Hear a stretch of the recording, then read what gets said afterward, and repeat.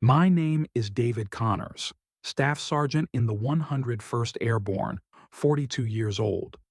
I was 4 months into a 9-month deployment in Kandahar, Afghanistan, when my wife, Elise, decided she was done. The subject line of her email read, "Let's be adults about this." The message was barely 3 sentences. She had filed for divorce. She had emptied our joint account, and she had moved her new boyfriend Mark into our home in Boise. I stared at the screen, reread it, closed the laptop, took a cold shower in the shared stalls, dressed for my night shift, and went to work like nothing had changed. When I got back to the bunkhouse, I replied with one word: understood. Wilson, my bunkmate, looked up from his book. "You all right, man? Just some stuff back home." He nodded. Military guys know not to press when someone says that.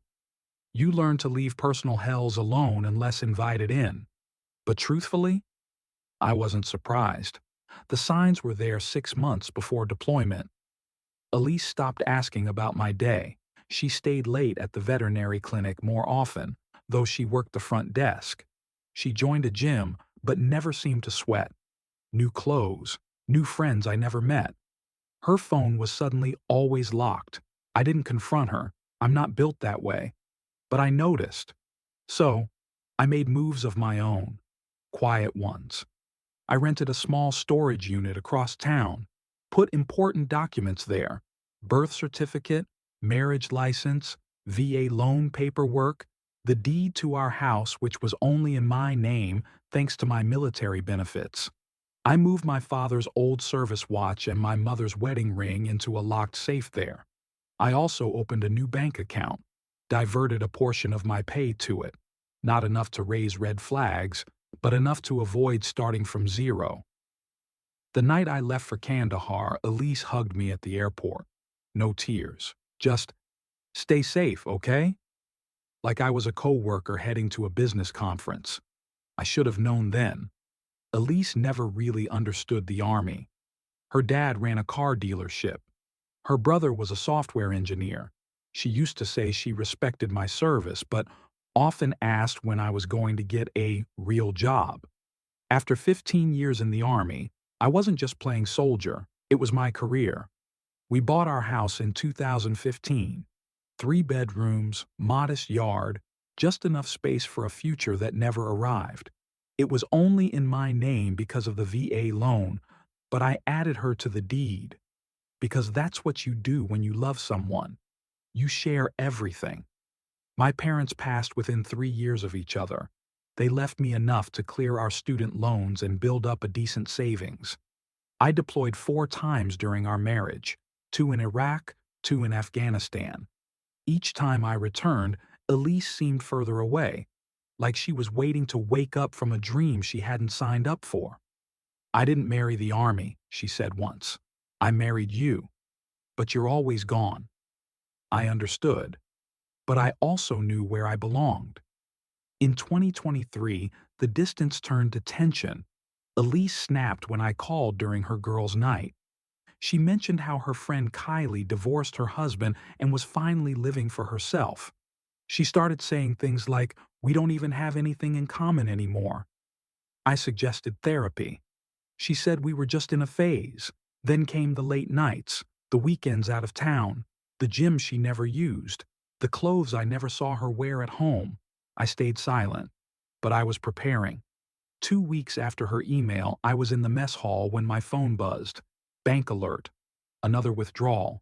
$88,500. Savings we built over years? Gone. I quietly left and went to the communications center, called the bank. Elise had been moving money for weeks, small transfers, then bigger ones. The largest started the day after I deployed. Wilson found me staring at the wall later that night. "You look like you saw a ghost." My wife cleaned out our accounts, moved her boyfriend into our house, filed for divorce. He didn't say sorry, didn't offer advice. He just said, "What's your move?" I didn't answer, but I knew. Elise thought I'd just take it, that I'd vanish quietly, but she didn't know what I had set in motion. That night I logged into our home security system. She probably forgot I could access it remotely. I saw Mark, wearing my sweatshirt, drinking from my mug, walking my dog, and Elise. Laughing in the kitchen I remodeled with my bare hands. Something inside me went cold. I opened a file, made a list. Call Jason. Army buddy turned attorney review, VA loan terms, contact master, sergeant about emergency leave, check military pension account security, investigate refinance document. Elise mentioned last year I emailed Jason. Subject: need legal help, discreet, urgent. He called an hour later. David, I got you. But first, you need to see something. He sent over documents, including a refinance application. It had my name, but not my signature. She forged it. Use the house's equity to pull out $330,000. Jason dug deeper. She listed Mark as co-applicant. Mark had 2 DUIs and a fraud charge in Oregon. Jason laid out the options. The first step? Freeze the money.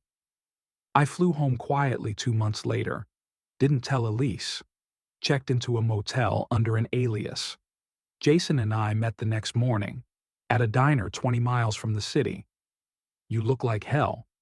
Feel like it. I went to the bank, showed them my ID, my real signature. The loan officer's face went pale. We'll report this immediately. That night, Elise texted, "Who have you been talking to at the bank? Mark's worried." I didn't reply. Next day, I filed fraud claims, froze the house, no legal changes without my sign-off. Elise called. Voicemail. David, what are you doing? If this is about the divorce, we can talk like adults. She used those same words again. Like adults. Jason called later that day. They impounded your truck. Mark was driving, on a suspended license. Police found prescription pads from Elise's clinic in the glove box. She was stealing. It was bigger than I thought. Jason ran another search. The name Daniel Foster popped up. A real estate agent. The refinance funds were going to him. Elise was trying to sell the house, fast, under market value, cash. Daniel Foster had worked with Mark before. Multiple deals, same pattern. Mark starts dating a military spouse, convinces them the soldier is hiding assets. They refinance or sell fast. Mark gets a cut. We brought it to the FBI. They were already watching Foster. They needed proof. I had it. Security cameras, audio, video, inside and outside. The day Elise texted to meet at Riverfront Park, Jason and I tailed the house instead. Mark and Foster showed up, went inside. Foster started taking photos. Should list at $470, we go with $420 cash offer. The husband? He'll take a settlement. They always do. We recorded everything, sent the footage to the FBI. 30 minutes later, unmarked SUVs surrounded my home. Mark and Foster were led out in cuffs. Elise arrived during the raid, hands over her mouth, watching as agents took boxes of documents. What happens to her? I asked Agent Patel. Depends on what she knew and what you want. I just want what's right. The federal case moved fast.